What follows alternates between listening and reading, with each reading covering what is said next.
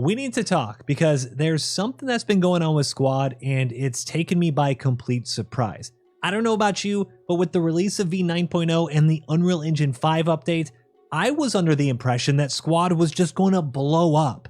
Yeah, I know there are some players out there that have had performance issues, but there are plenty more players out there that are able to run the game just fine. Some even better than when it was UE4. Even today, the reviews have started to tick back up from a downward negative trend, and I wouldn't be surprised if we saw the overall Steam review score back at positive within a month or two. But I'm not seeing this positivity in the player count. In fact, Squad is losing concurrent players by the day, and as I'm recording this on a Friday, we are seeing a small tick upwards as people have free time going into the weekend, but the trend is there. From an average of 16 to 17,000 concurrents a month ago, before the update, down to 12 to 13,000 right now.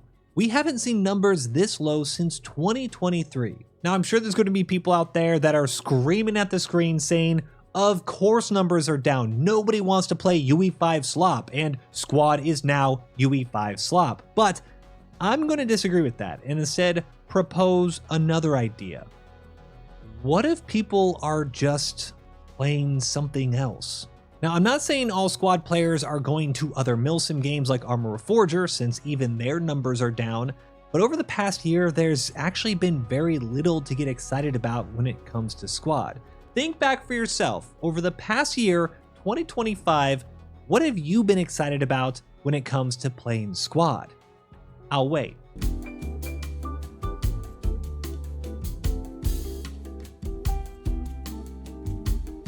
Okay, I'm not gonna lie and just sit here and say that Squad sucks or I don't enjoy playing Squad, because I do, but it's still Squad. And that Squad hasn't really changed much. You load up, you get into staging, you play the same RAS layer that you've played hundreds of times, and after 40 minutes, you're on to the next round. I'm being a little facetious here. I still have absolutely amazing games of Squad. The firefights are fun, visuals are so immersive, but even I have times where I look back at a play session and I say to myself, did I just waste 2 hours of my day? So let's quickly summarize Squad in 2025, all right? In August, we had server browser issues where protest messages to OWI were being sent by hackers duplicating server instances. It made joining servers practically impossible, and it was so disruptive that longtime OG players just said, all right, I don't know what's going on, I'm just going to check back in a few weeks. I'm going to play like Death Stranding 2 or something. And before that, do you remember the cheating scandal? We had an official Squad tournament that was canceled mid-tournament, then reworked, then delayed, then officially released, and that unfortunately resulted in the largest cheating scandal where players modded cheats into the game that only affected their team. That's all that happened this year. Yeah, I mean, there were Unreal Engine 5 playtests in the summer, but the average person wasn't going to install the playtest clients, so you didn't even have content. Events, I guess, happened this year, but that was it. Nothing was added to the game. But you know what? Let's give the devs a little bit of slack here and say, even if Squad didn't get new content, at least Squad 44 did, right? New Pacific Theater, the Japanese faction, Iwo Jima, Guadalcanal. At least you could get your Squad fix with some new content here, right? No joke, I tried to play Squad 44 multiple times over the summer. Almost every single weekend I would hop on during my son's nap time or later in the evening because I wanted to play Guadalcanal. Never did. To this day, I still have never played Guadalcanal because no community servers will run the map. Squad 44 is only averaging a couple hundred players right now at best, and since there's no official servers, we just have to stick with whatever the community wants, and apparently that's old French maps, and that kind of sucks. But that's beside the point, okay? We're not talking about Squad 44, we're talking about Squad. And in my eyes, I thought V9.0 was supposed to like reignite the player base, get them all passionate to play Squad again. You had the new Al-Basra, UE5, a bunch of new vehicle reworks. It was supposed to be like a bat signal for all tactical shooter players to grab their buddies and get back in game. But that didn't really happen. I mean, it did for like a week, right? What I think did happen was that people played Squad, they had fun, the free weekend was also fun, and although, yeah, a few were really upset about the performance and uninstalled, a lot of players who did come back after the initial update realize that although UE5 is beautiful, nothing can really change in the game itself. Squad is still just Squad. There's no new game modes, no new maps aside from Al Basra, which is awesome by the way, but there's nothing really new. There's no new layers, and despite Iran and the Canadian Resistance Forces being new factions, they didn't make the game worth playing. Don't take this the wrong way. I'm not saying these factions are bad. I'm not saying the Canadian Resistance Forces was a waste of dev time. Personally, I love that faction. I think it's a great addition to the game, and I would love to see things like African Rebels or South American Cartels. I love having these little niche factions that cause you to play differently. It is very refreshing, but you can only play them on 2 maps. I think in real games, I've only played the CRF once or twice in now a month since the release has dropped. It doesn't really move the needle to make people want to come back and play Squad. Now what these faction reworks have done is unfortunately turn what I thought was going to be a positive change into an almost overwhelmingly negative one, and that's the addition of the Scout drone. I will stand by my statement that it's a great addition to the game, but in my original video I warned that this drone could be way too overpowered since good players will never not have the drone up. If it starts to run out of battery, scouts can just fly it back to their feet, they pick it up, they redeploy it, and they ultimately have a never-ending eye on enemy radios and vehicles. Not only has this resulted in less command comms, since now a squad can just talk amongst themselves for intel instead of relying on other squads, it can really be a tool that, if used by a good team, can absolutely stomp bad teams. Additionally, one of the biggest improvements to UE5 was supposed to be vehicle handling, and although I'll argue that vehicles now feel appropriately heavy when driving, there's a lot of weird things happening when it comes to impact and momentum. Vehicles seem to topple over more frequently, hitting small rocks and objects will almost rocket you into the air, and when you do leave the ground, it almost makes the entire vehicle feel like it's floating. It's a very odd feeling to both enjoy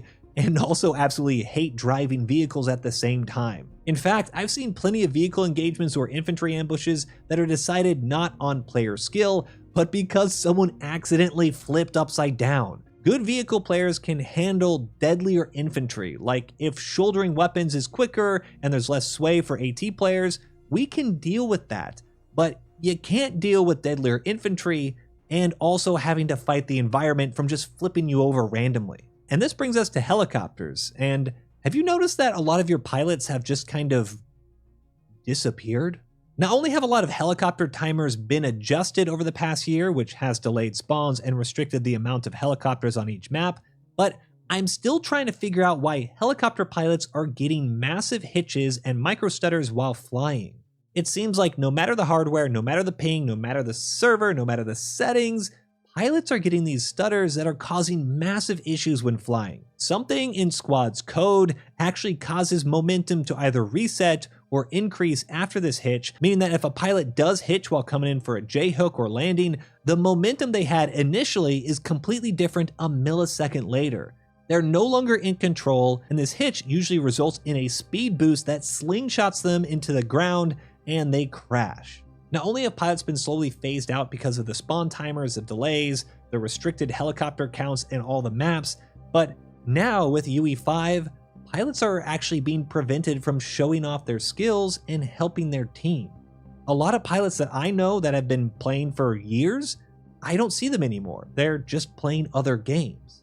So to recap, in V9.0 we've had things like endless scout drones, vehicles that constantly flip, helicopters that waste pilots' time, and no new gameplay. Now, don't get me wrong, the game is still successful, has a very healthy player base, but from what I'm hearing in the community, in-game, on Discord, on Reddit, wherever, infantry players are getting kind of burned out from the repetitive linear gameplay that we've had for years.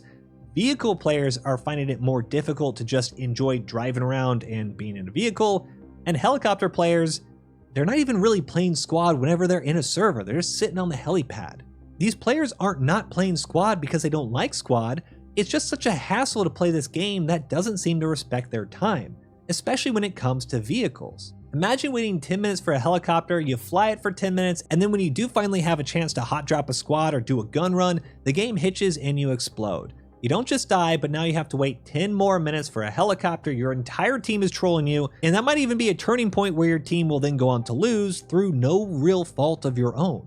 If I'm going to be brutally honest here, I think a lot of things have finally caught up to Squad, and I think it's been a huge mistake to constantly add cool features like helicopters and drones and whatever without properly adding in the counters for those things. Helicopters for the longest time have been a blessing and a curse to the game. We obviously needed them to get around the map, but not having man pads meant that the only real counter to helicopters in the past were tanks or ATGMs. But when the devs overhauled the ATGM system, they removed the easiest counter for infantry players to take out helicopters. I would argue that the ATGM rework is the reason why we have longer spawn timers and less helicopters in general. After the rework, helicopters weren't getting shot down nearly as often, so the devs had to nerf them. It's now been, what, 5 or 6 years since helicopters released in the game, and we still don't have flares, other countermeasures, stingers, iglas. How do we not have infantry counters to helicopters? It's insanity. Having stingers in the game will make for much more dynamic helicopter and infantry gameplay loops. If infantry can shoot down helicopters more easily, then we can have less spawn timers. There can be more helicopters per map. There can even be different types of helicopters, maybe more Blackhawks and Little Birds and attack helicopters. The game wouldn't feel so repetitive and restrictive if they just focused on developing the counter for the thing they added to the game. And I honestly think the devs are making the same mistake with the scout drone as they made with the helicopters. If you add in a tool, especially one that directly influences combat of dozens of people, you also need to give players a counter to that tool. Give us some type of fob in place jammer so Joe Schmo over in Squad 8 can't just hover above a hab and endlessly call in accurate mortars for 30 minutes straight.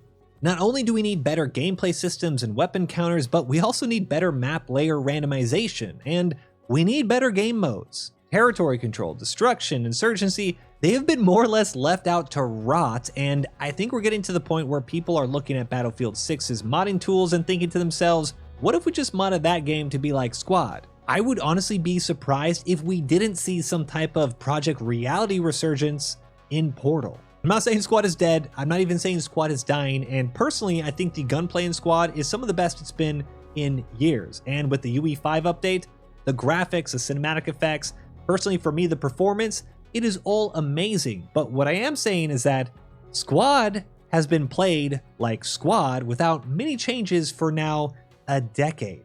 We've been playing Random Advanced and Secure for like 7 years. We've been playing against helicopters without stingers for 5 years. Where are the gameplay improvements? Where are the counters? Where are all these features that we thought were going to be added? Stop making factions. I know they're flashy, but if you have the flash of the factions, but the fundamental gameplay is still the same, people are going to check them out for a couple weeks and then go play something else. We need fundamental changes to the game in order to keep the player base growing and the older players still interested. Or just make it easier to mod the game and we'll do it ourselves. I think it's telling that the most impressive gameplay overhaul mod is made by an actual OWI dev. I'm not saying Global Escalation or Galactic Contention aren't impressive, but King of the Hill is introducing things like persistent servers, player stat and experience tracking, there's going to be 3 factions in one map, and there's countless other features that make it unrecognizable to vanilla Squad. But he's only able to do it because he actually understands Squad.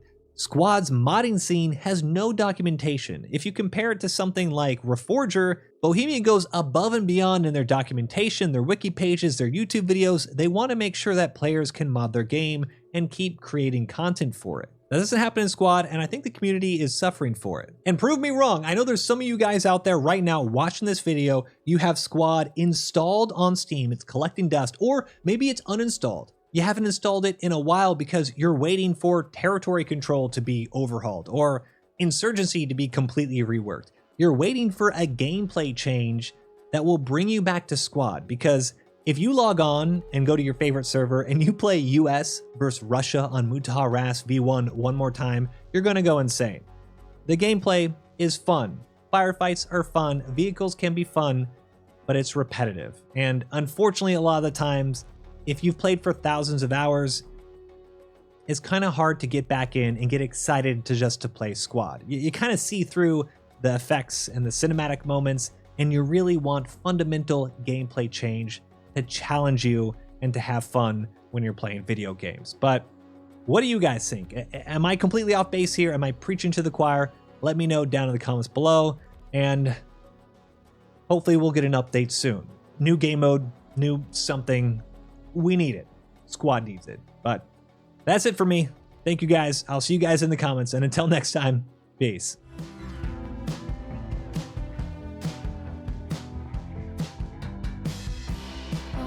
So